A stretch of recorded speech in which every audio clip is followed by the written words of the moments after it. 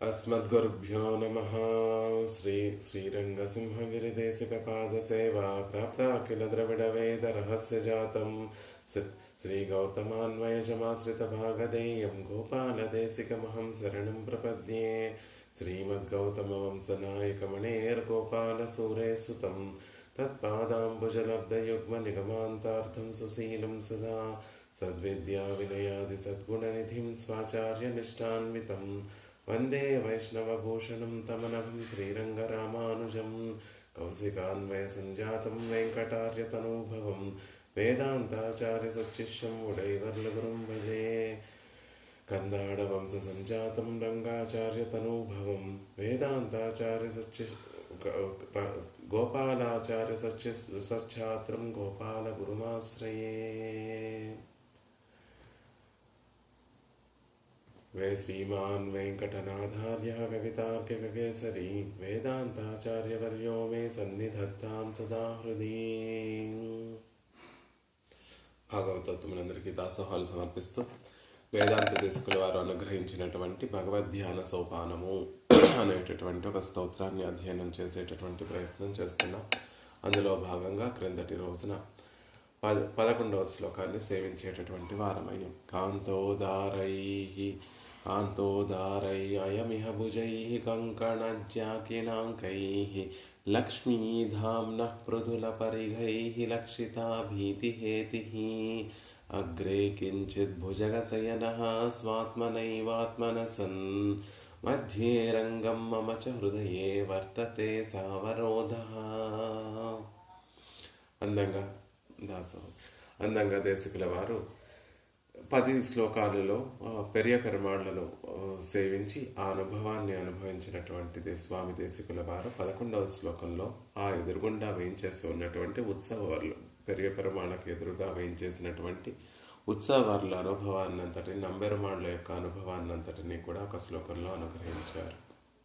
అందమైనటువంటి భుజములు కలిగినటువంటి వాడు నంబెరుమాళ్ళు అనేటటువంటి విషయాన్ని పెరుమాళ్ళు ఉత్సవాల్లో చతుర్భుజులుగా వేయించేసి ఉన్నారు కాబట్టి ఆ భుజములన్నిటినీ వాటి వైభవాన్ని చెప్తున్నారు. కాంతోదారై అహమిహ భుజై కంకణ జ్ఞాకినాంకై, అందంతో కూడినటువంటివి, ఉదారమైనటువంటివి, బంగారు కంకణములు, జాకిణాంకములు అంటే వింటి నారి రాపిడి వల్ల కలిగినటువంటి కిణాంకములతోటి విరాజిల్లేటటువంటివి, లక్ష్మీధామ్నః పృథుల పరిఘై, లక్ష్మీదేవి యొక్క నివాస స్థానమైనటువంటి వక్షస్థలానికి వాటిని రక్షించేటటువంటి గోడలలా ఉన్నటువంటి చతుర్భుజములు అని అందంగా చెప్తున్నారు. లక్షిత అభీతిహేతై, ఆ శ్రీహస్తాలను చూస్తే ఒక్కొక్క శ్రీహస్తంలో ఉండేటటువంటి ఒక్కొక్క లాంఛితము మనందరినీ కూడా చక్కగా మనలో ఉన్నటువంటి ఆ భయములన్నిటినీ తొలగిస్తోంది. అభయముద్ర, అభయహస్తమేమో మన మనసులో ఉన్నటువంటి భయాన్ని, ఉన్నటువంటి శంఖచక్రాలు, పరమాత్మ శంఖతాళ్వాన్ని చక్రతాళ్వాన్ని ధరించినటువంటి శ్రీహస్తాలను ఎందుకు సుకుమారమైనటువంటి ఆ శ్రీహస్తాలతోటి నిత్యము కూడా ఈ ప్రయోగించడానికి సిద్ధంగా ఉండేటటువంటి ఆయుధములని పరమాత్మ ధరించి ఉండటం దేనికి అంటే భక్తుల విషయంలో విలంబం సహించలేనటువంటి మనస్థితి కలిగినటువంటి స్వరూపం కలిగినటువంటి వాడు కాబట్టి ఆనాడు గజేంద్రాల్వాన్ విషయంలో కొంచెం ఆలస్యమై అవడంతో విలవిలవలాడిపోయినటువంటి పరమాత్మ మరి ఇంకెప్పుడూ కూడా మరొకరి విషయంలో ఈ విధంగా ఆలస్యం జరగకూడదు అని ఆ విలంబాన్ని సహించలేనటువంటి మనస్థితి కలిగినటువంటి వారు కాబట్టి సుకుమారమైనటువంటి ఆ శ్రీహస్తాలతోటి ప్రయోగించడానికి సిద్ధంగా ఉన్నటువంటి ఆయుధాలను ఎప్పుడూ మోస్తూనే ఉంటాడు స్వామి. అగ్రే కించిత్ భుజగశయనః స్వాత్మనైవాత్మనసన్, పెరియ పెరుమాళ్ళకి ముందుగా వేయించేసి ఉండేటటువంటి వారు నంబెరుమాళ్ళు కాబట్టి వారి గురించి చెప్తున్నారు. ఆయన ఈయన వేరు కాదండి, ఆయనే ఈయన అనేటటువంటి స్వాత్మనైవాత్మనసన్ మధ్యే రంగమమ చ హృదయే వర్తతే సావరోధః, శ్రీరంగం మధ్యలో, ప్రణవాకార విమానం మధ్యలో ఈ రంగనాథుడిని సేవిస్తున్నా, నంబెరుమాళ్ళని సేవిస్తున్నాను సుమా అని చెప్తూ కాదు అక్కడ మాత్రమే వేయించేసి లేరు. మమచ హృదయే వర్తతే, నా హృదయంలో కూడా ఇప్పుడు కళ్ళతోటి సేవించినటువంటి నంబెరుమాళ్ళ యొక్క రూపం నా హృదయంలో కూడా విరాజిల్లుతోంది అని అందంగా చెప్తున్నారు. అది కేవలం నంబెరుమాళ్ళు కాదు, అటువైపు శ్రీదేవి నాట్యమారులతోటి ఇటువైపు భూదేవి నాట్యమారులతో సహా నమ్మెరమాళ్ళ నా హృదయంలో అద్భుతంగా వేయించేసి ఉన్నారు అనేటటువంటి విషయాన్ని 11వ శ్లోకంలో తెలియజేశారు. చమత్కారం ఏంటంటే ఇంద్రియములు 10, 5 జ్ఞానేంద్రియములు, 5 కర్మేంద్రియములు. ఈ 5 జ్ఞానేంద్రియములను 5 కర్మేంద్రియములను కంట్రోల్ చేసేటటువంటిది మనసు. ఎవరి అధీనంలో ఉంటాయి ఈ ఇంద్రియములు అంటే మనసు అధీనంలో ఉంటాయి. ఆ మనసుతో కలిపి ఇంద్రియములన్నీ కూడా 11 ఇంద్రియములు వస్తూ ఉంటాయి ఎవరికైనా. ఆ 11 ఇంద్రియములను నిగ్రహించి ఇతర విషయాల వైపు వెళ్ళనివ్వకుండా తదేకంగా ఒక విషయం మీదే మనసుని లగ్నం చేయడాన్ని ధ్యానము అంటారు. ఆ ధ్యానం చేసేటటువంటి పద్ధతికి విషయం పరమాత్మ అయితే దానిని భగవద్ధ్యానము అంటారు. అంటే ధ్యానం అంటే ఏదో ఒక దానిని గురించి మనసుని ఏకాగ్రంగా దాని మీద నిలిపితే ధ్యానము. ఆ ఏదో ఒక దాని మీద నిలపడం కాకుండా పెరుమాళ్ళ మీద మనసును నిలిపితే, ఏకాగ్రంగా పెరుమాళ్ళ మీద మనసును నిలిపితే దానిని భగవద్ధ్యానము అంటారు. అది ఆ పరమాత్మ మీద మనసును నిలపాలి అంటే పరమాత్మ రూపం మన కళ్ళు మూసుకుంటే, కళ్ళు తెరిస్తే పరమాత్మ రూపాన్ని సేవించవచ్చు. కంటికి ఎదురుగుండా ఉన్నటువంటి పరమాత్మ రూపము కన్నులు మూసినా మనసులో విరాజిల్లేటట్టుగా ఆ మూర్తిని మళ్ళీ స్మరించాలి అంటే దానికి ఒక్క దాంట్లో వచ్చేసేది ఒక్క రోజులో అది కలిగేటటువంటి పని కాదు. సాధన చేస్తూ ఉంటే ఆ మూర్తి ఆ రూపాన్ని మన మనసులో సుస్పష్టంగా అంటే ప్రత్యక్ష సమానాకారంగా సేవించగలిగేటటువంటి ఒక విధానం ఎప్పటికీ మనకి కలుగుతుంది. సౌభాగ్యం ఎప్పటికి కలుగుతుంది అంటే కొన్ని రోజులు సాధన చేస్తే. దానికి శాస్త్రంలో అష్టాంగ యోగము అనేటటువంటి ఒక యోగాన్ని చెప్తారు. అంటే నియమాదులన్నిటినీ కూడా పాటిస్తూ అందులో 8 పద్ధతులన్నిటినీ ఒకదానికంటే ఒకదాని తర్వాత ఒకటి అలా 8 విధాలుగా మన మనసుని ఇంద్రియములను నిగ్రహించుకుంటూ శరీరాన్ని శుష్కింపచేసుకుంటూ మనసులో ఇతర భావనలను రానివ్వకుండా పెరుమాళ్ళ విషయంలోనే మనసు ఉంచేటటువంటి ప్రక్రియను అష్టాంగ యోగము అంటారు. అది కూడా మెట్టుగా వెళుతుంది. ఫస్ట్ ఒక స్టేజ్కి ఒక పరిణితికి చేరుతుంది మనసు. ఆ తర్వాత దానికన్నా ఒక గొప్ప స్థితికి చేరుతుంది. దాని తర్వాత ఇంకొక స్థితికి చేరుతుంది. అలా ఒక్కొక్క స్థితిని చేరడాన్ని సోపానము, అధిరోహించడాన్ని సోపానము అంటారు. అలా ఇక్కడ 11 మనసుతో పాటు ఉన్నటువంటి 10 ఇంద్రియాలకి తగినట్టుగా 11 శ్లోకాలను అద్భుతంగా అనుగ్రహించారు దేశికుల వారు. ఒక్కొక్క శ్లోకము ఒక్కొక్క ఇంద్రియాన్ని వశం చేసుకుంటోందా అన్నట్టుగా ఉంది. అన్నట్టుగా చమత్కారంగా సమన్వయపరచుకోవాలి అంటే ఒక్కొక్క ఇంద్రియానికి ఒక్కొక్క శ్లోకాన్ని అందించారా.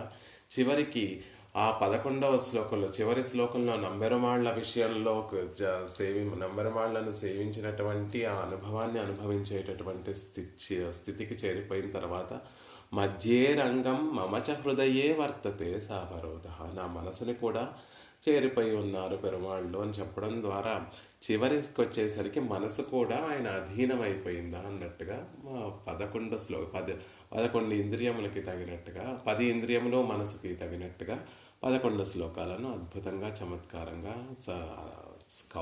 కవితా కౌశలంతో అనుగ్రహించారు దేశికుల వారు.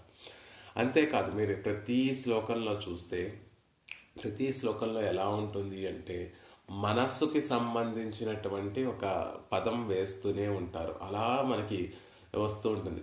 పాదాంభోజం ప్రతిఫలతు మే భావన దీర్ఘికాయం మే భావన అనేటటువంటిది మనసుకు సంబంధించింది.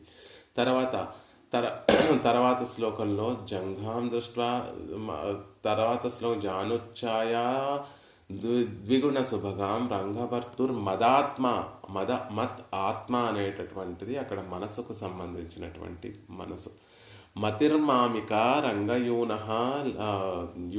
ఊరు నిర్విశతు ఊరు యుగ్మం లావణ్యౌగద్వయమివ మతిర్మామిక రంగయూను మతిర్ అని మతి శబ్దాన్ని ప్రయోగించారు. అలా తర్వాత శ్లోకంలో సంప్రీణాతి ప్రతికలమసౌ మానసం మే సుజాత, మానసం అనేటటువంటి ఒక మాటను ప్రయోగించారు. అలా ఈ 10 శ్లోకాలలో 11 శ్లోకాలలో కూడా చూస్తే 10 శ్లోకాలలో 11 శ్లోకాలలో చూస్తే హృదయానికి సంబంధించి మనస్సుకి సంబంధించినటువంటి ఒక పదం వేసి ఈ స్తోత్రాన్ని మనం సేవిస్తే కలిగేటటువంటి లాభం ఏమిటి అంటే, ఏ లాభాన్ని యోగాభ్యాసం చేసి మహనీయులందరూ ఋషులు మునులు అందరూ కూడా యోగాభ్యాసం చేసి కొన్ని వేల సంవత్సరాలు లేదా కొన్ని వందల సంవత్సరాల పాటు తమ ఇంద్రియాలను తమ అధీనంలో ఉంచుకొని భగవంతుడనేటటువంటి దివ్యమంగళ విగ్రహ పట్ల మనసును ఏకాగ్ర చిత్తంతో మనసును నిలిపి ఏ అనుభవాన్ని అయితే అనుభవిస్తారో ఆ అనుభవానికి అంత కష్టపడవలసినటువంటి అవసరం లేదు. శ్రీరంగం చేరి రంగనాథుడిని కళ్ళారా సేవిస్తే చాలు, ఆయనే మన మనసులో చేరిపోయి మనకి ఆ అనుభవాన్ని కలగచేస్తారు అనేటటువంటి విషయాన్ని 11 శ్లోకాలలో అందంగా దేశికుల వారు అనుగ్రహించి 12వ శ్లోకంలో ఈ స్తోత్రాన్ని అధ్యయనం చేసేటటువంటి వారికి కలిగేటటువంటి లాభం ఏమిటి, వారు పొందేటటువంటి పురుషార్థం ఏమిటి, ఫలం ఏమిటి అనేటటువంటి విషయాన్ని తెలియజేస్తున్నారు. ఏదైనా స్తోత్రాన్ని కానీ ఏదైనా ఒక వాన్మయాన్ని కానీ సేవిస్తే ముందు ఫలాపేక్ష లేకుండా రామాయణం చదివితే, రామాయణంలో ఈ కాండ చదివితే, ఈ సర్గ చదివితే ఈ లాభం కలుగుతుంది, భాగవతంలో ఇది చదివితే ఈ లాభం కలుగుతుంది అని చెప్తూ ఉంటారు. అలా చెప్తేనే దానికి మనం ముందు మనకు ఆ లాభం ఏం కలుగుతుందో తెలుసుకుంటేనే తప్ప ఆ స్తోత్రాన్ని సేవించడానికి లేకపోతే ఆ వాన్మయాన్ని స్పృశించడానికి కూడా చేయం. కానీ ఇందులో చమత్కారంగా అద్భుతంగా చెప్తున్నారు. ఈ స్తోత్రాన్ని ఎవరైతే సేవిస్తారో వారికి ఐశ్వర్యం లభించదు, లేకపోతే ఆరోగ్యం లభించదు, లేకపోతే మీ కోరుకునేటటువంటి ఇహలోక సౌఖ్యములు అవన్నీ లభించవు. ఈ స్తోత్రాన్ని అధ్యయనం చేస్తే ఎవరైతే మంచి మనస్సుతోటి స్తోత్రాన్ని సేవిస్తారో వారికి భక్తి అనేటటువంటిది లభిస్తుంది, గాఢమైనటువంటి భక్తి లభిస్తుంది అని అందంగా దేశికుల వారు రంగనాథుడి మీద భక్తి కలుగుతుంది, రంగనాథుడి మీద ప్రేమ కలుగుతుంది, ప్రీతి కలుగుతుంది అనేటటువంటి విషయాన్ని చెప్తూ ఈ స్తోత్రాన్ని ముగిస్తున్నారు. లక్ష్మీశ్వరం గారు అన్మ్యూట్ చేసుకొని చెప్పవలసిందిగా ప్రార్థిస్తున్నాను. రంగాస్థానే వినిపిస్తోంది. రంగాస్థానే 12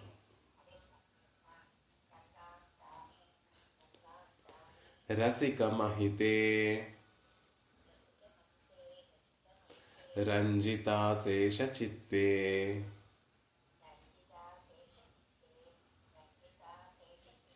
విద్వత్సేవా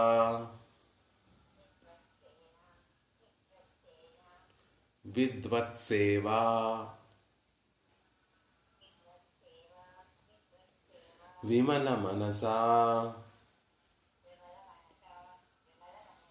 వెంకటేశేన క్లుప్తం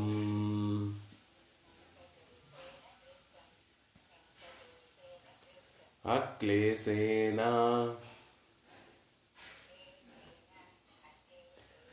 ప్రణిహితా ధియాం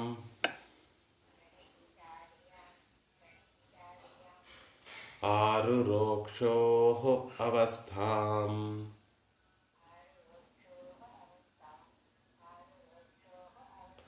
భక్తిం గాఢాం దిశతు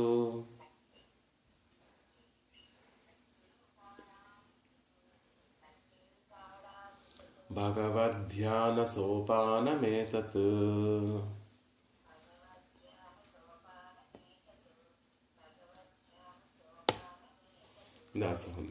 రంగాస్థానే రసికమహితే రంజితాశేషచిత్తే విద్వత్సేవా విమల మనసా వెంకటేశేన క్లుప్తం అక్లేశేన ప్రణిహిత ధియాం ఆరురోక్షోరవస్థాం భక్తిం గాఢాం దిశతు భగవద్ధ్యాన సోపానమేతత్. అందమైనటువంటి ఒక శ్లోకంతో ఫలశ్రుతిని అనుగ్రహిస్తున్నారు. రసిక మహితే ఎలాంటిది శ్రీరంగము అంటే, ఈ శ్రీరంగనాథుని విషయంలో చెప్పినటువంటి విషయము ముందు మొదటి 2 పాదములతోటి దేశికుల వారి యొక్క వైభవాన్ని చెప్తూ వారి చేత అనుగ్రహింపబడినటువంటి భగవద్ధ్యాన సోపానము అనేటటువంటి స్తోత్రము, దానిని అనుసంధానం చేసినటువంటి వారికి కలిగేటటువంటి ఫలం ఇది అనే విషయం చెప్తున్నారు. ఎలాంటి వారు దేశికుల వారు అంటే శ్రీరంగంలో వేయించేసి ఉన్నటువంటి మహనీయులందరినీ కూడా సేవించి తద్వారా ఒక ఒక సౌభాగ్యాన్ని పొందిన ఒక వైభవాన్ని పొందినటువంటి వారు. విద్వత్సేవ విమల మనస వెంకటేశేన క్లుప్తం. విద్వాంసులను సేవించి విమల మనస్సుకి ఉండేటటువంటి దోషములన్నిటినీ కూడా పోగొట్టుకున్నటువంటి వారు. అలాంటి వెంకటేశేన వేదాంత దేశికుల వారు క్లుప్తం అనుగ్రహించినటువంటి వారి చేత అనుగ్రహింపబడినటువంటిది. ఏ విద్వాంసులనండి అంటే రంగాస్థానే రసికమహితే రంజిత శేషచిత్తే విద్వాంస.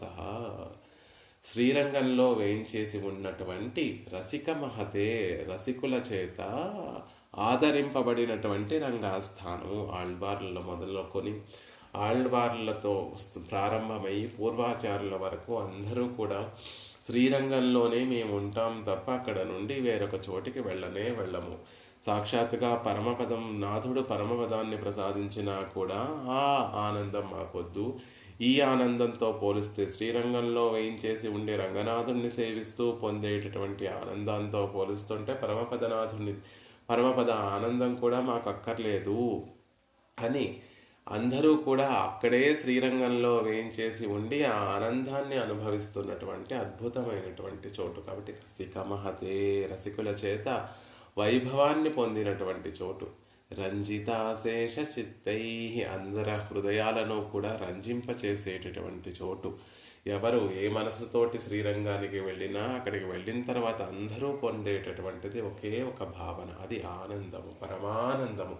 రంగనాథుని సన్నిధికి చేరి రంగనాథుని సేవిస్తే కలిగేటటువంటి లాభం ఏమిటి, కలిగేటటువంటి ప్రయోజనం ఏమిటంటే పరమానందాన్ని అనుభవిస్తాము. అశేష చిత్తై ఆ ఆనందాన్ని కూడా పరమాత్మ ఎలా ప్రసాదిస్తాడు అంటే వెళ్ళి ప్రయత్నం మనకి తెలియకుండానే మన మనసుని దోచేసుకొని మన మనసులో చేరిపోయి ఆ రంగనాథుడు అపరిమితమైనటువంటి ఆనందాన్ని కలిగిస్తూ ఉంటాడు. నా మనసును నీ పాదార విందముల దగ్గర చేర్చను అని అనుకునేటటువంటి వారిని కూడా తన దగ్గరికి తన సౌందర్యం చేత తన కళ్యాణ గుణముల చేత తన దగ్గరికి చేర్చుకొని వారికి తెలియకుండానే వారి మనసుని ఆయన తన వశం చేసేసుకొని వారికి అమితమైనటువంటి ఆనందాన్ని చేస్తాడు. మనసు ఎప్పుడు ఆనందపడుతుంది అంటే ఆనందానికి సంబంధించినటువంటి ఒక విషయంతో ఈ మనసు ఎప్పుడైతే కలుస్తుందో అప్పుడు ఆనందాన్ని అనుభవిస్తుంటుంది. ఒకరిలో కూడా ఆనందం ఎప్పుడు కలుగుతుంది అంటే ఇంద్రియములు అనేటటువంటి ఏవైతే ఉన్నాయో అవి ఏదైనా ఒక వస్తువుని కానీ ఒక తమకుండేటటువంటి జ్ఞానాన్ని బయటికి ప్రసరింపచేసినప్పుడు ఆ జ్ఞానము వెళ్ళి చూస్తున్నటువంటి వస్తువునో లేకపోతే చూస్తున్నటువంటి విషయాలతోటి ఆ జ్ఞానం సంపర్కాన్ని చెంది మళ్ళీ తిరిగి ఆ జ్ఞానం ఇంద్రియాలకి చేరితే ఆ ఇంద్రియాల ద్వారా ఆ జ్ఞానాన్ని తెలుసుకునేటటువంటి మనస్సు అప్పుడు అది ఆనందంగానో దుఃఖంగానో ఏదో ఒక భావనను మనసు అనుభవింపచేస్తూ ఉంటుంది. కాబట్టి చూసేటటువంటి విషయము వినేటటువంటి విషయము పరమభోగ్యంగా ఉంటే పరమ ఆనందాన్ని కలిగించేటటువంటి విధంగా ఉంటే మనసు కూడా ఆనందాన్ని అనుభవిస్తూ ఉంటుంది. శ్రీరంగంలో ఉండేటటువంటిది ఆనంద స్వరూపమే శ్రీరంగంలో ఏం చేసి ఉంది. వేదాలు ఆయన ఆనందమయుడు, ఆనందాన్ని ప్రసాదింపచేసి ఆనందాన్ని పొందింపచేసేటటువంటి వాడు, ఆనందమే ఆయన అని తెలియచేస్తుంటే ఆ ఆనంద తత్వాన్ని సేవించినప్పుడు కలిగేటటువంటి భావన ఏమిటి అంటే రంజిత అశేష చిత్తై రంజిత. అందరినీ ఎలాంటి హృదయం కలిగినటువంటి వారినైనా వలయం పోల్ నెంజుమ్ అంటారు. అంటే రాయిలా కఠినమైనటువంటి హృదయం కలిగినటువంటి వారికైనా ఆనందాన్ని కలిగిస్తుంది. ఇంకా రాయి కన్నా కూడా ఒక దుంగ అంటే చెక్కతో చేయబడినటువంటి దుంగ లాంటిదండి నా మనసు. రాయి అయినా ఇనుప ముక్క అయినా ఇనుప గోళమైనా దానిని కరిగిస్తే అది కరిగి ఒక ప్రవాహ రూపంలోకి చేరుతుంది. పోనీ దీనిని కరిగిద్దాము అని ఏదైనా ఒక భావనతోటి చెక్క వస్తువుని ఏదైనా కరిగిద్దాము అని భావనతోటి దానికి అగ్ని సంపర్కం చేస్తే కాలి బూడిద ఏమీ మిగలదు కూడా. అంత కఠినమైనటువంటిది నా మనస్సు అని భావించేటటువంటి వారి హృదయాలను కూడా కరిగింపచేసి ఆనంద ప్రవాహంలోకి ముంచేసేటటువంటి అద్భుతమైనటువంటి చోటు శ్రీరంగం. రంజిత శేష చిత్తై రంగాస్థానే రంగాస్థానే శ్రీరంగం అనేటటువంటి ఆస్థానంలో ఒక పక్కన ఆళ్వార్లు, ఒక పక్కన పూర్వాచార్యులు అందరూ కలిసి రంగనాథుణ్ణి కీర్తిస్తూ ఉంటే పెరుమాళ్ల విషయంలో అనుగ్రహించినటువంటి దివ్య ప్రబంధ పాసురాలన్నిటినీ కూడా గానం చేస్తూ ఉంటే, ఒక పక్కన వేదాధ్యయనం కొనసాగిస్తూ ఉంటే, అలా మహనీయులందరూ కూడా చేరి ఉండి పరమాత్మను కీర్తిస్తూ వారి జీవితాలను సార్థకపరుచుకున్నటువంటి రంగాస్థానే ప్రణవాకార విమానంతో కూడా ఇదేదో మనుషులు నిర్మించినటువంటి స్థానం కాదండి. సాక్షాత్తుగా పరమాత్మ చతుర్ముఖ బ్రహ్మకు తన తిరువారాధన చేసుకోవడానికి తన మూర్తిని అర్చామూర్తిని ప్రసాదిస్తూ, కేవలం ఆ మూర్తినే కాదు రంగ విమానంతో సహా ఆ మూర్తిని ప్రసాదించినటువంటి గొప్ప స్థలం రంగాస్థానే శ్రీరంగ దివ్యాలయంలో, ఆ శ్రీరంగంలో వేయించేసి ఉన్నటువంటి వారందరినీ కూడా విద్వత్సేవా విమల మనస, ఆ విద్వాంసులందరినీ సేవించి నిర్మలమైనటువంటి మనసు కలిగినటువంటి వెంకటేశేన శ్రీమద్ వెంకట నాథార్యులు దేశికుల వారి యొక్క తిరునామం శ్రీమద్ వెంకటనాథార్యులు అనేటటువంటి తిరునామం కలిగినటువంటి వేదాంత దేశికుల చేత క్లుప్తం రచింపబడినటువంటిది. పరమాత్మను సేవించడం గొప్ప కాదు, పరమాత్మను సేవిస్తే కలిగేటటువంటి లాభం ఏమిటి అంటే ఆచార్య పురుషులను సేవించేటటువంటి ఒక సౌభాగ్యం కలుగుతుంది. రంగనాథుణ్ణి సేవించి విమల మనస అని చెప్పడం లేదు వేదాంత దేశికుల వారు. రంగనాథుని ద్వారా ఆనందాన్ని పొందుతున్నటువంటి రంగనాథుణ్ణి సేవించి ఆ రంగనాథుని యొక్క వైభవాన్ని నలుదిక్కులా చెప్తూ, రంగనాథుడి గురించి పాసురములు పాడినటువంటి వారు, రంగనాథుని గురించి ప్రబంధములు అనుగ్రహించినటువంటి వారు, రంగనాథుని గురించి వాన్మయాన్ని ప్రసాదించినటువంటి మహనీయులు విద్వాంసులు ఎవరైతే ఉన్నారో, అంటే వారు రంగనాథుని సేవించి ఆనందించినటువంటి అనుభవం మనసులో ఇమడక ఆ వాగ్రూప అనుభవం అంతా కూడా ఒక వాన్మయంగా లోకానికి అందించినటువంటి రసికులు ఎవరైతే ఉన్నారో, రంజిత శేష ఆనంద నిర్భరులు ఎవరైతే ఉన్నారో, అలాంటి ఆ విద్వాంసులను సేవించడం ద్వారా మనసు నిర్మలమైనటువంటి మనసు కలిగినటువంటి మనసుకు ఉండేటటువంటి మాలిన్యములన్నీ కూడా తొలగిపోయి ఒక నిర్మలమైనటువంటి మనసు కలిగినటువంటి దేశికుల వారు అనుగ్రహించినటువంటి స్తోత్రము అని చెప్తున్నారు. కృష్ణ పరమాత్మ చెప్పినట్టుగా తద్విద్ధి ప్రణిపాతేన పరిపరస్నేన సేవయా అన్నట్టుగా మహనీయులు ఎక్కడైతే వేంచేసి ఉంటారో వారి దగ్గరికి చేరి వారిని సేవిస్తూ, వారు చెప్పేటటువంటి శ్రీ సూక్తులను అనుగ్రహిస్తూ, మనకున్నటువంటి సందేహములన్నిటినీ కూడా తగిన సమయం కోసం వేచి ఉండి వారిని సేవిస్తూ, వారికి సేవ చేస్తూ, వారిని అడిగి మనకున్నటువంటి సందేహములన్నిటినీ నివర్తింప చేసుకుంటూ, తద్వారా మహనీయుల యొక్క కటాక్షాన్ని పొందుతూ, అలా మన మనసులో ఉన్నటువంటి భ్రమ విప్రలంబము అనేటటువంటి దోషములన్నిటినీ తొలగింపబడి యథార్థమైనటువంటి జ్ఞానం ఎప్పుడైతే కలుగుతుందో, అది మన ప్రయత్నంతో కలగదు. భగవత్ కటాక్షం లభిస్తే, ఆచార్యులు లభిస్తే, అప్పుడు ఆచార్యుల యొక్క కటాక్షం అంటే వారు అనుగ్రహించేటటువంటి విషయాలతోటి మనసులో ఉన్నటువంటి దోషములన్నీ, సంశయములన్నీ కూడా తొలగిపోతాయి. మనసుకు ఉండేటటువంటి మాలిన్యములన్నీ తొలగిపోతాయి. అహంకార మమకారములు అనేటటువంటి మాలిన్యములు, మనసులో ఉండేటటువంటి సందేహ రూపంలో ఉన్నటువంటి జ్ఞానానికి తగినట్టు సంబంధించినటువంటి దోషములన్నీ కూడా ఆచార్య కటాక్షం ద్వారా తొలగింపబడతాయి. కాబట్టి విద్వత్ సేవ విమల మనస, అలా దేశికుల వారు కూడా దేశికుల వారే కాదు, ఎవరైనా సరే శ్రీరంగం వెళితే కేవలం నేరుగా వెళ్ళి ముందు పెరియ పిరాట్యాన్ని సేవించుకొని తర్వాత పెరియ పెరుమాళ్ళను సేవించేసి తర్వాత ఇంటికి వచ్చేద్దాము అనుకోరు.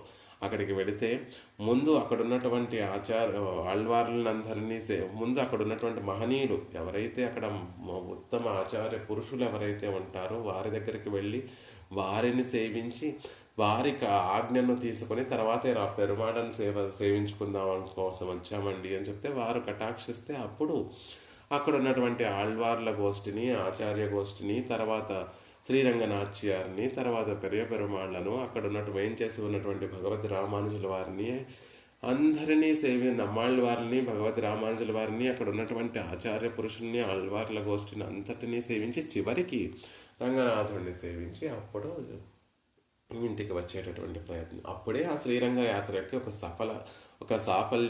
సఫలత కలుగుతుంది. అంతే తప్ప నేరుగా వెళ్ళి పెరుమాళ్ళని సేవించేసి ఇంటికి వచ్చేస్తే సేవించాం పెరుమాళ్ళని, కానీ అది కాదు సక్రమైనట్టుగా. అక్కడ ఉన్నటువంటి ఆచార్య పురుషుల్ని ముందు ఆశ్రయించి వారిని సేవించి తర్వాత అక్కడ ఉన్నటువంటి సన్నిధులన్నిటినీ కూడా స్థిమితంగా సేవించి రావడం. అందుకే విద్వత్సేవా విమల మనసా వెంకటేశేన క్లుప్తం. దేశకుల వారు కూడా రంగనాథుడిని సేవించడంతో మాత్రమే ఊరుకోకుండా అక్కడ శ్రీరంగంలో వేయించేసి ఉన్నటువంటి మహనీయులందరినీ కూడా సేవించి వారి కటాక్షాన్ని పొంది తద్వారా విమల మనస, దోషములు లేనటువంటి నిర్మలమైనటువంటి మనసు కలిగినటువంటి వారయ్యారు. ధ్యానం చెయ్యాలన్నా ఒక నది సరస్సు అనేటటువంటి ఒక సరస్సులో చూడండి, తామర పుష్పం ఉంటుంది సరస్సులో.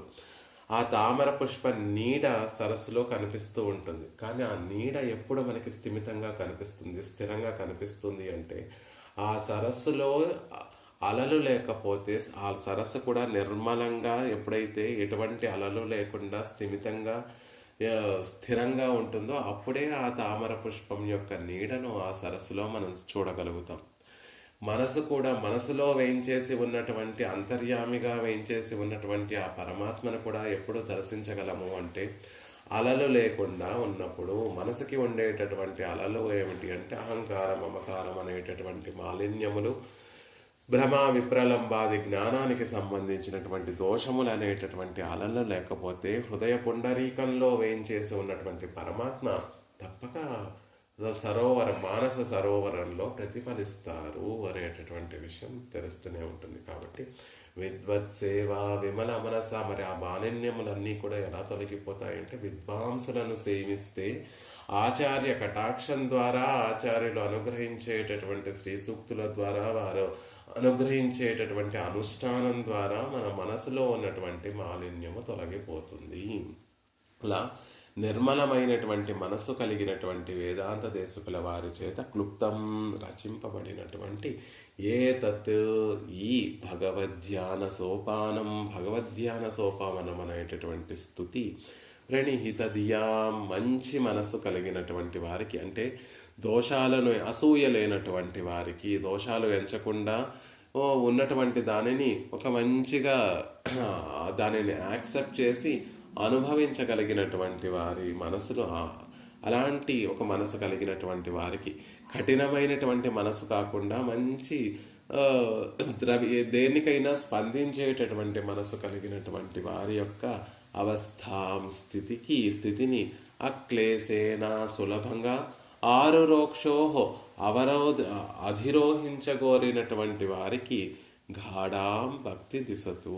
ఈ స్తోత్రం ఏమనుగ్రహిస్తుంది అంటే ఎవరైతే మంచి మనస్సు కలిగినటువంటి వారు, ప్రణిహిత ధియాం, ఒక సమాహిత మనస్సు కలిగినటువంటి వారి యొక్క స్థితిని మెరుగుపరుస్తుంది. అంటే మంచి మనస్సుతోటి భగవంతుణ్ణి సేవించాలి, భాగవతోత్తములను సేవించాలి అని మనసు కలిగినటువంటి వారి యొక్క స్థితిని మెరుగుపరుస్తుంది. ఎలాగా? అక్లేశేన ఆరురోక్షో, అంటే ఎవరైతే వారు ముముక్షుగా ఉన్నటువంటి వారు మొదట్లో ఎలా ఉంటారు అంటే పరమాత్మ పట్ల ఒక ఆభిముఖ్యం కలిగితే చాలు, పరమాత్మ అంటే గిట్టకపోవడం ఉంటే చాలు, పరమాత్మ పట్ల ఒక విముఖత లేకుండా ఉంటే చాలు అనేటటువంటి స్థితి నుండి ప్రారంభమవుతుంది. ఆ తర్వాత శమము, దమము అనేటటువంటి గుణములను పొందడం తర్వాత మెట్టుగా ఉంటుంది. తర్వాత ఇంద్రియాలన్నిటినీ కూడా నిగ్రహించుకున్న తర్వాత పరమాత్మ యొక్క రూపాన్ని మనసులో నిలుపుకోవడము అనేటటువంటిది ఒక మెట్టుగా ఉంటుంది. ఆ తర్వాత పరమాత్మ యొక్క కళ్యాణ గుణములన్నిటినీ కూడా తలుచుకోవడం అనేటటువంటిది ఒక గుణంగా ఉంటుంది. అలా పరమాత్మని నిత్యం తిలతైలధారవత్తు అన్నట్టుగా క్షణం కూడా విచ్ఛేదం లేకుండా పరమాత్మని ప్రత్యక్ష సమాగనాకారంగా సేవిస్తూ ఉంటూ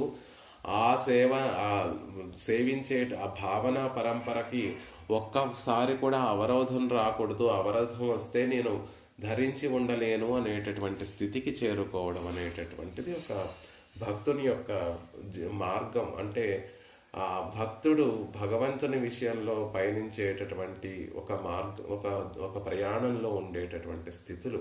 అవన్నీ కూడా అది అధిరోహించడం, ఒక్కొక్క మెట్టు అధిరోహించి చివరికి మనసు ఎప్పుడూ కూడా పరమాత్మ పాదార విందముల దగ్గరకు ఉంచి నిత్యము పరమాత్మను సేవిస్తూ ఉండగలిగేటటువంటి స్థితిని చేరుకోవడం అధిరోహించడము, సులభంగా ఆ మార్గాన్ని అధిరోహించడం. అలాంటి వారికి గాఢాం భక్తి దిశతు, గాఢమైన గంభీరమైనటువంటి భక్తిని ప్రసాదిస్తుంది ఈ స్తోత్రము. పరభక్తి, పరజ్ఞాన, పరమభక్తులు అని మూడు స్థితులలో ఉంటుంది భక్తి.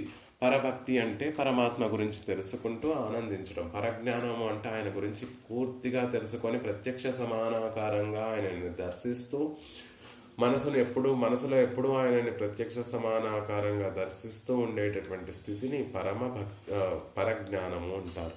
పరమభక్తి అంటే ఆ లోపల దర్శనం చేసేటటువంటి ఆ స్థితి, ఆ భావనలో ఎటువంటి విచ్ఛేదం కలిగినా నేను ఉండలేను, విశ్లేష భీరుత్వాన్ని పరమభక్తి అంటారు. సహించకుండా ఉండటం. పరమాత్మ యొక్క తలంపు ఒక్క అక్షరం కూడా నా నుంచి దూరం అయితే నేను బ్రతికి ఉండలేను అనేటటువంటి స్థితం పరమభక్తి. గాఢాం భక్తి, అలాంటి పరభక్తి, పరజ్ఞాన, పరమభక్తులు అనేటటువంటి తత్వములన్నిటినీ కూడా ప్రసాదిస్తుంది ఈ స్తోత్రము అనేటటువంటి విషయాన్ని దేశకుల వారు అనుగ్రహిస్తున్నారు. ఏ స్తోత్రానికైనా చివర ఫలశ్రుతిలో 4 విషయాలు చెప్తారు అని చెప్తూ ఉంటారు. విషయ వైలక్షణ్యము, వక్తృ వైలక్షణ్యము, ప్రబంధ వైలక్షణ్యము, దానిని అధికరించినటువంటి వారి యొక్క కలిగేటటువంటి ఒక స్వఫలము. ఇందులో ఈ 4 చెప్పబడి ఉన్నాయండి. విషయ వైలక్షణ్యము ఎవరి గురించి చెప్తున్నారు అంటే పరమాత్మ గురించి. రంగాస్థానే రసిక మహితే రంజితాశేష చిత్తే అని మొదటి పాదం ద్వారా రంగనాథుడి గురించి చెప్తారు. రంగాస్థానం, రంగనాథుడి గురించి. అక్కడ శ్రీరంగం అని అన్నా కూడా చాలు, మనసు ఆనందంతో పులకరించిపోతుంది. తొండరడిపడి ఆళ్వార్లు శ్రీరంగము అంటే చాలండి, ఆయన ఉండేటటువంటి ఊరు గురించి తలుచుకున్నా చాలు మనసు పొంగిపోతుంది ఆనందంతో అంటారు. కాబట్టి రంగాస్థానే రసికమహితే రంజితాశేష చిత్తై, అందరి మనసులను దోచుకునేటటువంటి వాడు, అందరికీ ఆనందాన్ని కలిగించేటటువంటి వాడు. ఏ స్థానం పేరు చెప్తే అందరు మనసుల్లో ఒక ఆనందం కలుగుతుందో అలాంటి ఆ శ్రీరంగనాథుడు గురించి చెప్పబడి ఉంది. శ్రీరంగంలో వేయించేసి ఉన్నటువంటి విద్వాంసులు అని చెప్పడంలో ఆ శ్రీరంగం యొక్క వైభవాన్ని చెప్పబడింది.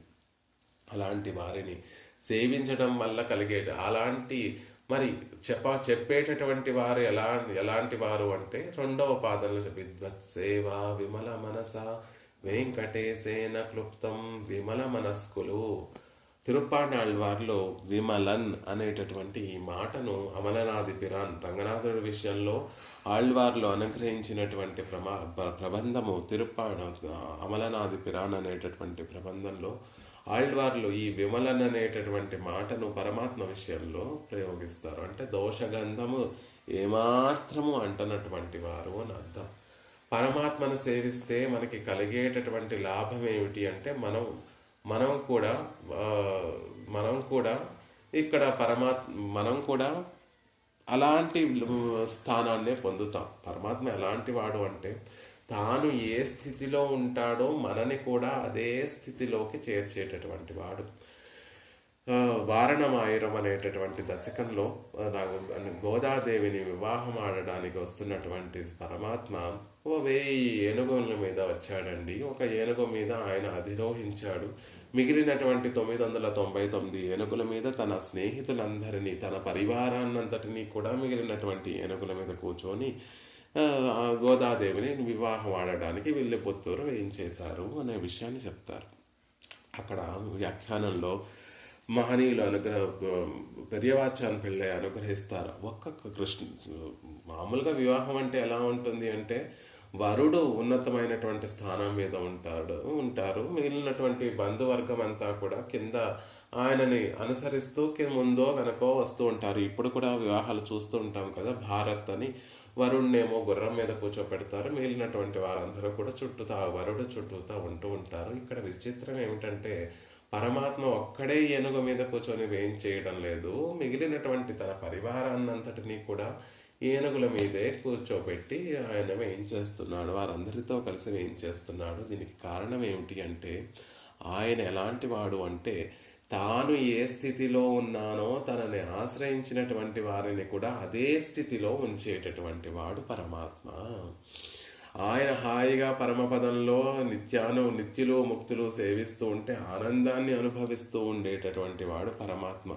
ఇక్కడ ఈ లీలా విభూతిలో ఏదో ఒక జీవి ఆయన పట్ల ద్వేషాన్ని తొలగింపబడి ఆభిముఖ్యాన్ని కలిగి ఉంటే ఆయన మనసులో, ఆ జీవుని యొక్క మనసులో దూరిపోయి పరమాత్మ ఈ జీవుణ్ణి ఎక్కడికి ఏ స్థితికి చేరుస్తాడు అంటే తాను ఉండేటటువంటి స్థితికి, పరమపదంలో తాను ఏ స్థితిలో ఉన్నాడో ఆ స్థితికి ఈ జీవుణ్ణి చేరుస్తాడు అని చెప్తూ అనుగ్రహిస్తారు అక్కడ వ్యాఖ్యానంలో. విమలన్, పరమాత్మ దోషగంధం ఏమీ కూడా లేనటువంటి వాడు.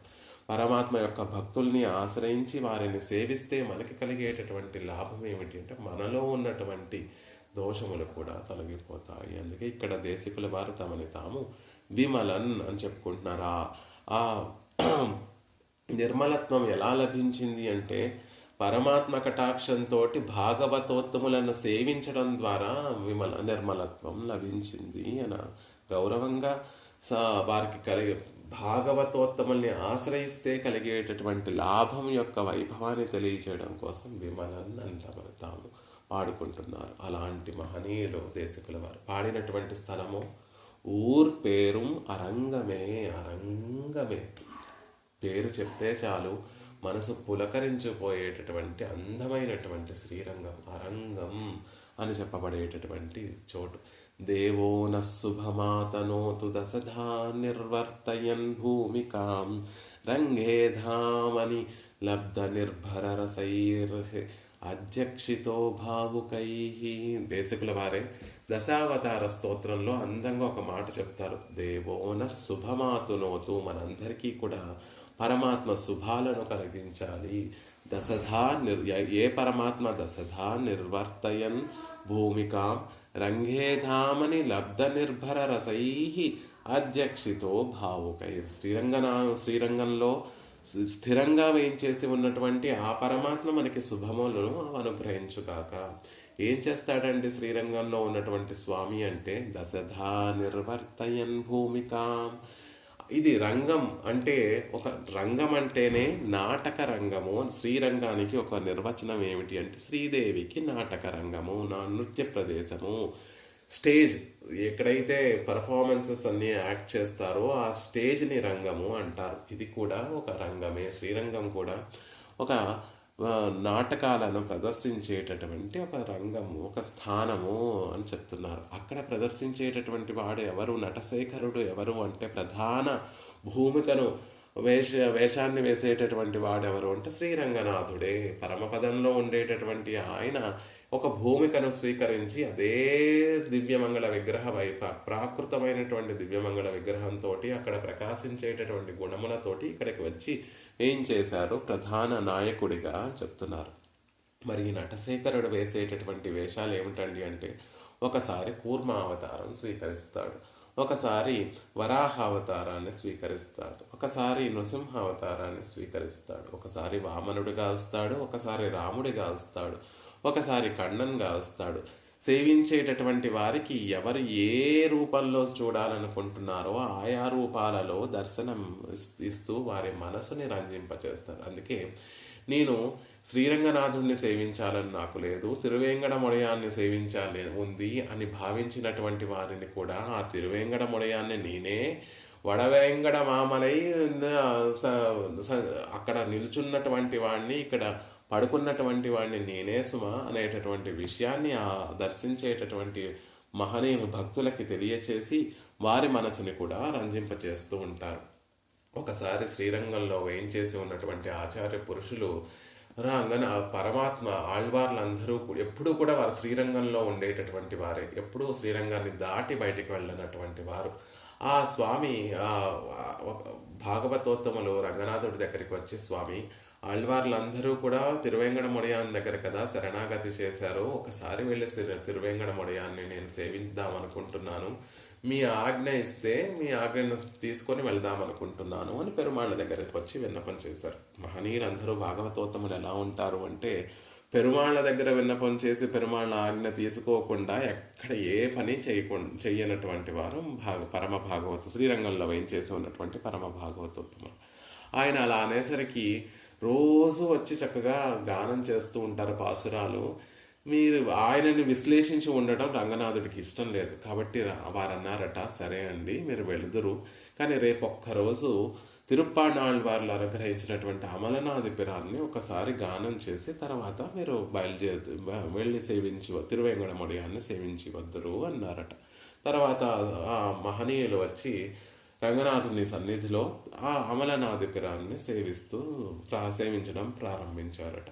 మూడవ పాసరం వచ్చేసరికి மந்திபாய் வடவேங்கடமாமலை வானவர்கள் சந்தி செய்ய நின்றான் அரங்கத்தரவினையான் அந்தி போல் நிறத்தாடையும் அதன் மேல் அயனை పడైతదోరెజిల్ ఉంది మేలదన్రో అడియేనుళ్ళత్తు ఇన్నుయిరే అనేసరికి ఈ పాసరం వచ్చేసరికి అరయ్యర్ గానం చేసేటటువంటి వారు దానిని అభినవేశం చేస్తూ దానిని అభినయం కూడా చేస్తూ పెరుమాళ్ళ ముందు విన్నపం చేస్తారు. కాబట్టి వందిపాయి వడ వేంగడ మామలై వానవర్గల్ సంధి చెయ్య నిన్రాన్ అరంగత్తరవినయాన్. అక్కడ తిరువేంగడంలో వానవర్గల్ సంధి చెయ్య నిన్రాన్ నిత్యసూరులు సేవించుకోవడానికి అక్కడ నిల్చున్నటువంటి ఆ తిరువేంగడముడయానే అరంగత్తరవినయాన్. ఇక్కడ శ్రీరంగంలో శేషశయను ఆదిశేషుని మీద శయనించి ఉన్నటువంటి స్వామి అనే ఆళ్వార్లు పలికినటువంటి ఆ భావన ఆ భాగవతోత్తముల మనసులో మెదలగానే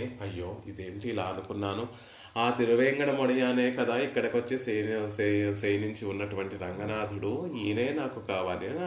సేవించడం అయిపోయిన తర్వాత అలా అమలనాథి పిరాన్ని సేవించడం అయిపోయిన తర్వాత అప్పుడు రంగనాథుడు చాలా భోగ్యంగా మీరు ఇక్కడ విన్నపం చేశారు, వెళ్ళి రండి తిరువేంగడాన్ని సేవించి తిరువేంగడముడియాన్ని సేవించరండి అంటే, కాదు స్వామి నేను వెళ్ళదలుచుకోవట్లేదు, ఆ తిరువేంగడముడియానే మీరు అనేటటువంటి విషయాన్ని తెలుసుకోగలిగాను అనేటటువంటి ఒక ఐతిహ్యం అక్కడ చెప్తూ ఉంటారు. కాబట్టి దశధా నిర్వర్తయన్ భూమికా రంగే ధామని లబ్ధ నిర్భర రసై అధ్యక్షితో భావుకై. శ్రీరంగంలో వేయించేసి ఉండేటటువంటి ఆ స్వామి అనేక భూమికలను ప్రదర్శిస్తూ అక్కడికి వచ్చినటువంటి వారిని అందరినీ కూడా రంజింపచేస్తూ ఉంటారు. నాటకం వేసేటటువంటి వారు ఆ ఆడియన్స్కి ఎలాంటి వేషం వేస్తే వారిని వశపరుచుకోవచ్చో, వారి నుండి వారి ఆనందాన్ని కలిగించి వారిని వశపరుచుకోవచ్చో తెలుసుకొని తగినట్టుగా వేషాన్ని వేస్తూ ఉన్నట్టుగా ఇక్కడ రంగనాథుడు కొంతమందికేమో రామచంద్రుడిగా కనిపిస్తూ ఉంటాడు, కొంతమందికి కృష్ణ పరమాత్మగా కనిపిస్తూ ఉంటాడు, కొంతమందికి ఆ వరాహస్వామి తానేగా కనిపిస్తూ ఉంటారు, కొంతమందికి నృసింహస్వామి తానుగానే కనిపిస్తూ ఉంటారు. కాబట్టి అలా అనేక భావుకలను దశవిధా నిర్వర్తయన్ భూమికాం, ఆ 10 దశావతారాలన్నిటినీ కూడా వేసినటువంటి ఆ స్వామి భూమికలను ప్రదర్శించినటువంటి స్వామి రంగే ధామని లబ్ధ నిర్భర రసై అధ్యక్షితో భావుకై. అలాంటి ఆ రంగనాథుడు మనకి శుభములు కలిగించాలి అని చెప్పినట్టుగా ఇక్కడ అలా ఎందుకు ఇన్ని భావుకలు వేస్తూ ఉంటాడు స్వామి అంటే, ఎలాంటి మనసు కలిగినటువంటి వారు వస్తే ఆ మనసుని ఆనందపరచడానికి, ఆ మనసుని రంజింప చేయడానికి అనేక భావుకలను అనేక భూమికలను వేస్తూ స్వీకరిస్తూ ఉంటాడు. రంజిత శేష చిత్తై, అందరి మనసులను రంజింప చేయడానికి పొన్నరంగం ఎన్నిల్ మైలే పెరుగుమి రామానుజన్. పొన్నరంగం శ్రీరంగం అంటే చాలండి, రామానుజుల వారి యొక్క మనసు ఆనందంతో ప్రీతి అతిశయంతో పరమముగ్ధులైపోయేవారు, అతిశయంతో ఆనందంతో పరమముగ్ధులైపోయేవారు. రంగనాథుడు అంటే కాదు, శ్రీరంగం అంటే పొన్నరంగం, శ్రీరంగం అంటే చాలు వారి మనసు ఆనందంతో నిండిపోతుంది. అలాంటి రంగస్థానే రసికమహితే రంజిత శేషచిత్త. చెప్పినటువంటి విషయం ఏమిటి అంటే, శ్రీరంగం గురించి, శ్రీరంగంలో ఉన్నటువంటి ఆ పెరుమాళ్ళ గురించి ఎవరు చెప్పారు అంటే, విద్వత్సేవ విమల మనస వెంకటేశేన క్లుప్తం. కాబట్టి దీని ద్వారా విషయ వైభవము వక్తృవైభవము కూడా తెలిసింది. ఇక చివరిలో వచ్చేసరికి ఏం కలుగుతుంది అంటే, భగవద్ధ్యాన సోపానము అనేటటువంటి స్తోత్రాన్ని అనుసంధానం చేసిన వారికి గాఢమైనటువంటి భక్తి కలుగుతుంది.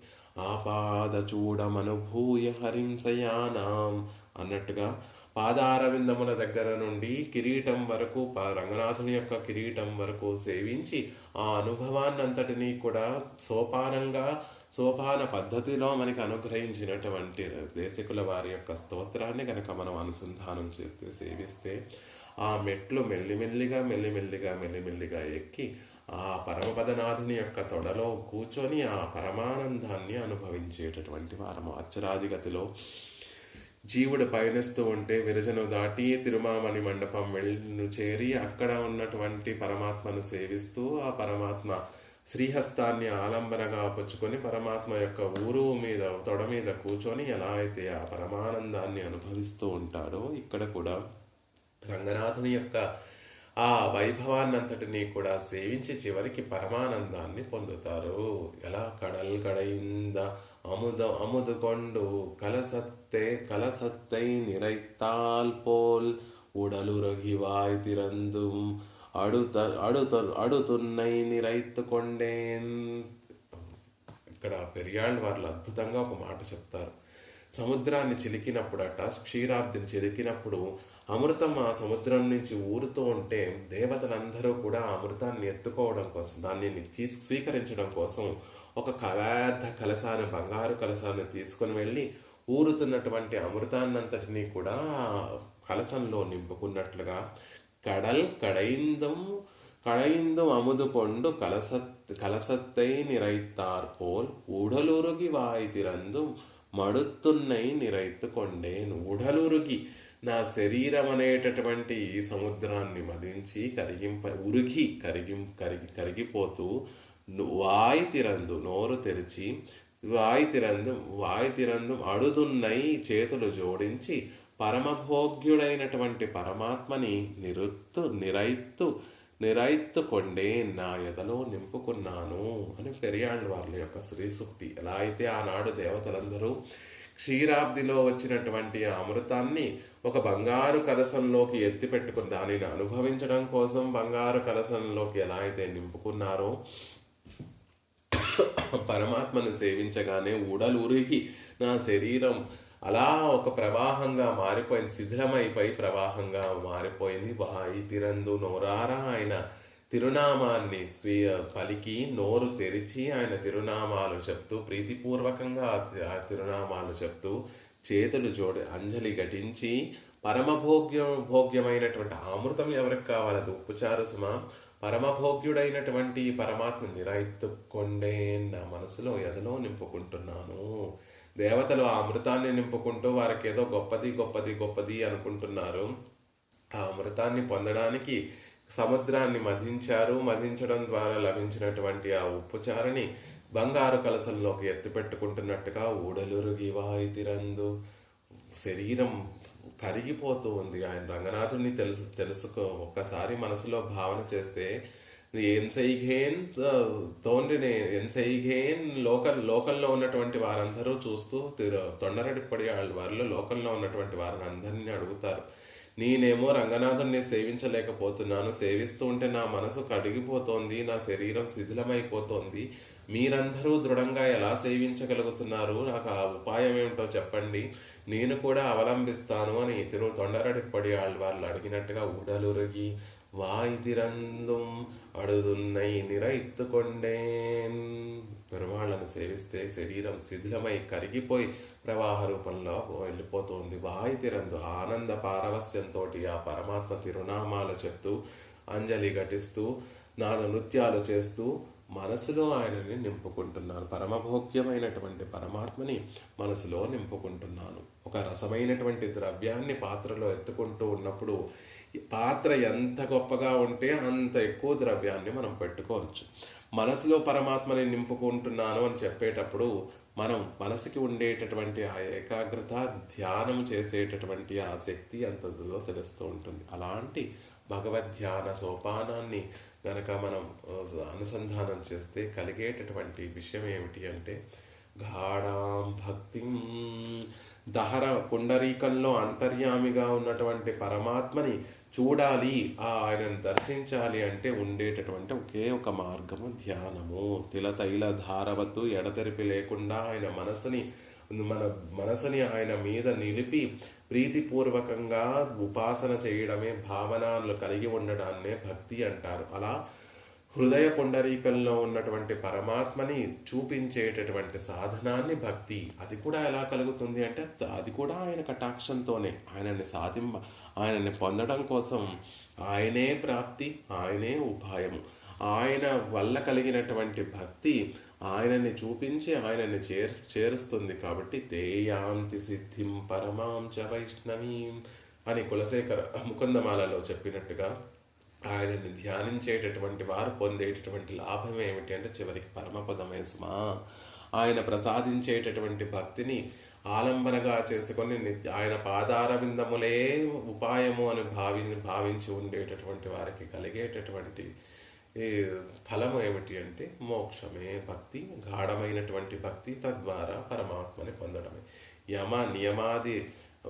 నియమాదుల చేత శరీరాన్ని శుష్కింప చేసుకోకుండా, శ్రమ పెట్టుకోకుండా సులభంగా మనం ఈ పరమాత్మని పొందడానికి ఉండేటటువంటి అరుదైనటువంటి అద్భుతమైనటువంటి మార్గం ఏమిటి అంటే ఇదిగో ఈ భగవద్ధ్యాన. దేశకుల వారు అనుగ్రహించినటువంటి ఈ భగవద్ధ్యాన సోపానాన్ని అనుసంధానం చేస్తే గాఢమైనటువంటి భక్తి మనకి లభిస్తుంది. తుయర్ సుడర్ సోది తనదెన్నుళ్ళత్తాన్ ఆళ్వార్లు చెప్తారు. పరమాత్మ ఒక విమల తేజో దోషములేమీ లేకుండా తూయ సుడర్ సోది, దోషము లేనటువంటి గొప్ప కాంతి చేత సర్వేశ్వరుడు నా హృదయంలో తనదు ఎన్నుళ్ళత్తాన్ నా మనసులో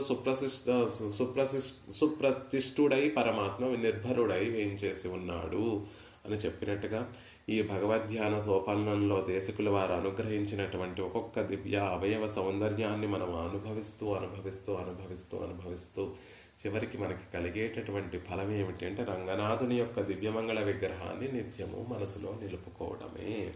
పరభక్తి, పరజ్ఞాన, పరమభక్తులు తప్పక లభిస్తాయి అనే విషయాన్ని చెప్తున్నారు.